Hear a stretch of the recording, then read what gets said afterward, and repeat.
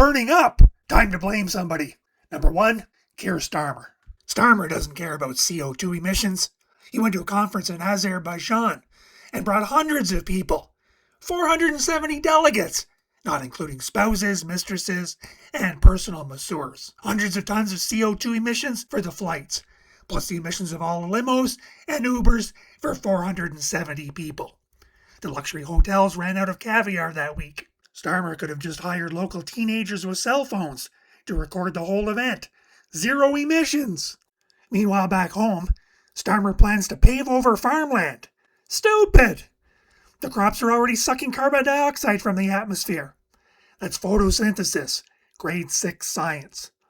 And somewhere else in the world, someone will have to rip down a rainforest to grow crops to replace the British crops, and export them across an ocean or two on diesel-powered ships. And Starmer welcomes huge numbers of migrants. Sounds nice, but it kills the planet. Their CO2 emissions skyrocket as soon as they arrive. And they need housing. To make a ton of concrete or steel, you need to emit 1.6 tons of CO2. It's better for the planet to reverse the flow. For Brits to move to countries where the solar panels would actually be useful. Say 1 million white Anglicans showing up in Pakistan with a different language and culture. And that diversity would be Pakistan's strength. Starmer wasn't the only leader with extreme immigration, but 2 previous dickheads who will remain nameless here have already been cancelled so badly they got their whole party cancelled. The States had Biden, who wasn't mentally responsible. But go, you know the thing. And this guy was already cancelled for having Canada's highest carbon footprint for 10 years. Number 2, Katy Perry. She's burning the planet. Here's her space flight. It takes about 300 tons of CO2 emissions just to produce a special type of rocket fuel used for her 10-minute flight. Wasteful! And she's just rubbing it in our faces. Another reason to cancel her is because she's dating this guy, who was previously cancelled for cultural appropriation. Then there was this performance during the pandemic. Katy Perry looks like she has Bell's palsy or Guillain-Barré syndrome, which led to speculation she had a vaccine injury. She said she did the eye twitches as a joke to get the conspiracy theorists riled up. Well, if it was a joke, she should be cancelled for feeding conspiracy theorists. And if it really was a vaccine injury, she should really be cancelled. Nobody's supposed to know that. As I said, Perry likes to rub it in people's faces. So there's this lawsuit alleging Perry took off her underwear, then put her... Number 3 is Jeff Bezos. He owns the rocket from Katy Perry's flight. He already flew in his rocket when he launched his space tourism business. Wow, what a decadent way to make money. Even the shape of the rocket is a symbol of the patriarchy. And like Starmer, Bezos is trying to put farmers out of business. That's what he calls charity. He's already spent $100 million developing fake meat. He's obviously obsessed with fake meat and prefers some artificial ingredients. He's making burgers with fungus and growing salmon from cell cultures in labs. Growing food in a lab is bad for the planet, as it requires massive energy, and you have to grow normal food anyway to get the nutrients to feed the cell cultures. And the fake foods are so much more expensive, but you don't even know if they're safe to eat. And some people want to cancel Jeff Bezos for laying off a third of the staff of the Washington Post. The Post lost $277 million, so people were already canceling Bezos, tired of a decadent billionaire telling them what to eat, how to vote, and what to think. Number 4 is the World Economic Forum. When Bezos launched his first rocket, the WEF celebrated it on its website, glorifying waste. And not surprisingly, since WEF supporters usually go to their annual meeting by private jet. Greenpeace estimates 700 private jet flights. Others estimate over 1,000 each meeting. LuxuryLaunches.com describes it as a carbon carnival, as the carbon footprint is disgusting. And that's just the jets. Davos, Switzerland doesn't have an airport, so when jets land, people switch to helicopters or long limo rides for the rest of the way. How dare you! Hey, here's a bright idea. Why not conduct these meetings by Zoom or live stream them? Save thousands of tons of CO2 emissions from jets and helicopters. Simple answer: escort parties. They burn the planet, cheat on their partners, then meet to decide how you should live your life, and then they write it off their taxes as a business expense. Now, you may remember the WEF founder. Oh, sorry, wrong picture. You don't see him anymore. He was cancelled in 2025 for financial and ethical misconduct. In 2024, he was responsible for a toxic workplace culture, including discrimination and harassment claims against women and black employees. That's horrendous. But the WEF board didn't sack him until he stole WEF funds. That's the type of people they are. So now the co-chair of WEF is Larry Fink. Yes, that's his real name. CEO of BlackRock, which controls a large voting bloc of nearly every large corporation in the world. Fink threatens companies. Do things his way, or he'll crash your stock price. We are forcing behaviors. You have to force behaviors. He's the quintessential corporate fascist. Number 5, Friedrich Merz, Chancellor of Germany. Germany once had 19 nuclear power stations. Great safety record, producing electricity with zero CO2 emissions. Awesome! And this weftard from Merz's party shut 14 of them. Other leaders closed all the others. So instead, Germany bought fossil fuels from Russia to replace the nuclear energy. Profits from German sales practically financed Putin's war in Ukraine. And energy is now so expensive, German industries are failing, and the country buys imports from coal-fired plants in China. Merz campaigned on the idea that closing nuclear was a huge mistake. And when he won, he turned around and said, "Screw nuclear, we're keeping the fossil fuels."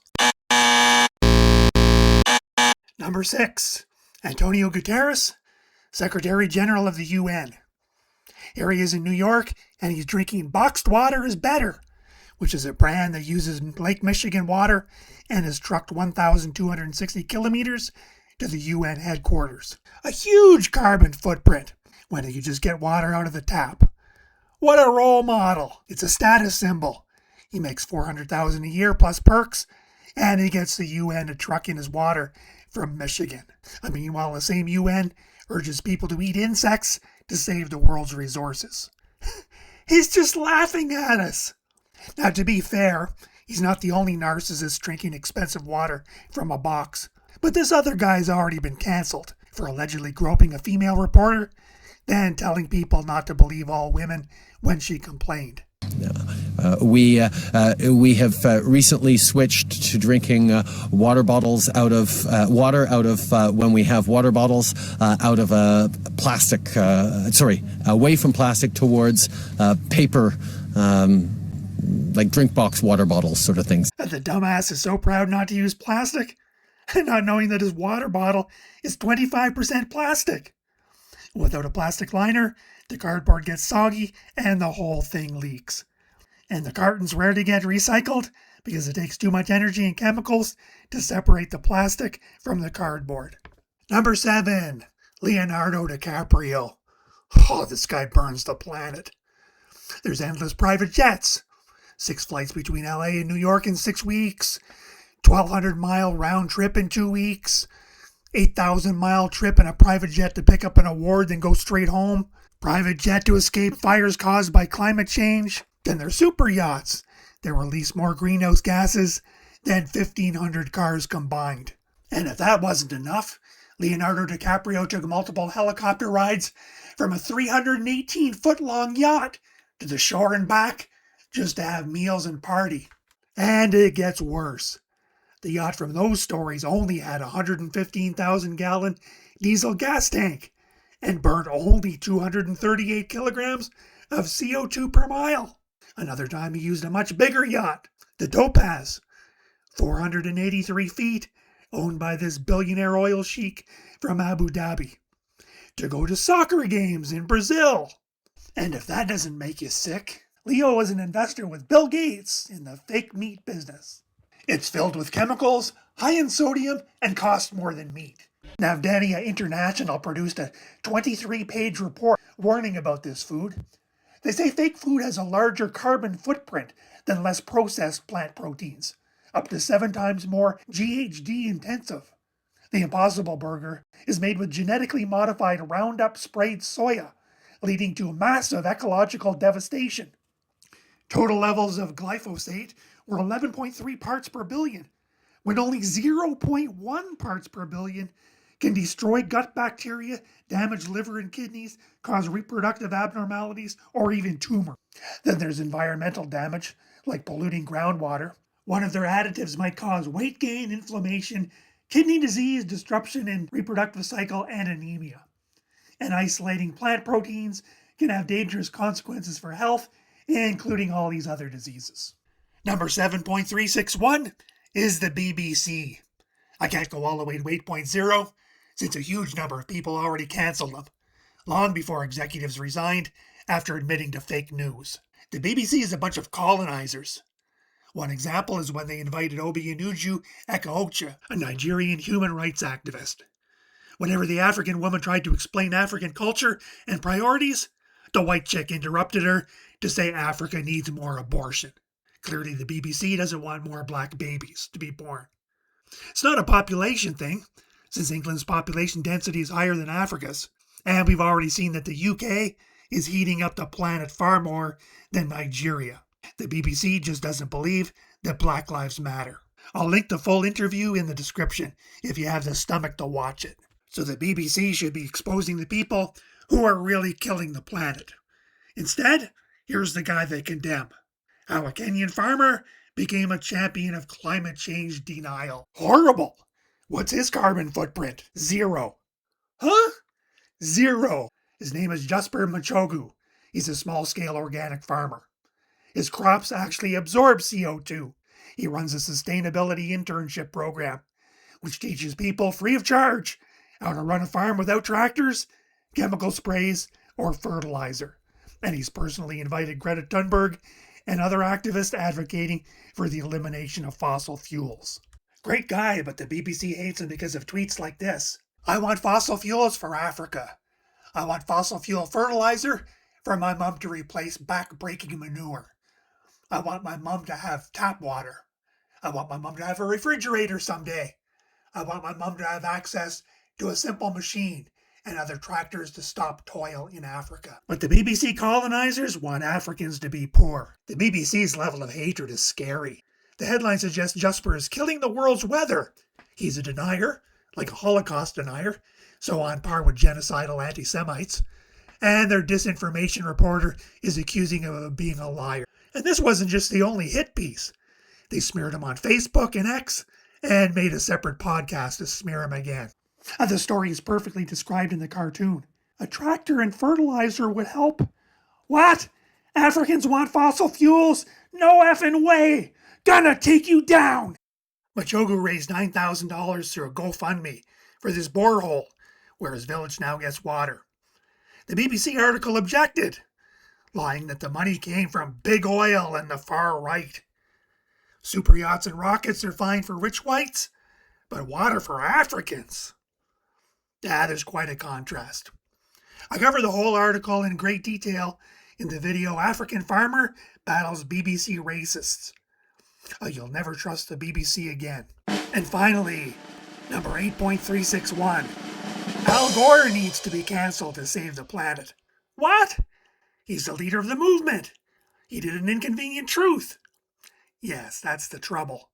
Gore's movie got trashed by the scientific community. Books like Inconvenient Facts, which cite the accepted science, which refutes Gore's claims. And if you don't trust the science, look at his predictions. His scariest call was for a rapid 20-foot rise in sea level. 20 years later, the sea level is barely 2 inches higher, on pace for a 1-foot rise over more than a century. Not even the activists believe Gore. Here's the home of former climate czar John Kerry on the Atlantic. Here's Gates on the Pacific, and net zero god Barack Obama, with properties on the Atlantic shore and the Pacific. All doomed if Gore is right, but all bought after Gore's prediction anyway. And here's Gore's prediction about the end of Arctic sea ice. Another new study to be presented by U.S. Navy researchers later this week warns it could happen in as little as 7 years. 7 years from now. Didn't happen. But at the time, Gore's calm demeanor gave him some credibility. More recently, if he weren't wearing expensive clothes, you'd mistake him for a crazy homeless guy who stopped taking his meds. By 600,000 Hiroshima-class atomic bombs exploding every single day on the Earth. That's what's boiling the oceans. Notice he's at the World Economic Forum, along with all those private jet junkies. And then there's his net worth of over $300 million. After politics, he set up companies to make a fortune off his predictions. Government contracts to figure out how to fix the weather, speaking engagements, and yet his own carbon footprint is atrocious. 34 times the average family, not even counting his jet trips. 66,000 kilowatt hours a year just to heat a swimming pool. He needs to be cancelled by our activists because his record and behavior makes net zero activists look like non-believing grifters who only push the agenda to gain fame, money, and power. So for the sake of the movement and the planet, let's cancel Gore and the other names I've already forgotten. Please like, subscribe, and comment. And there's Hippos, something I forgot to talk about.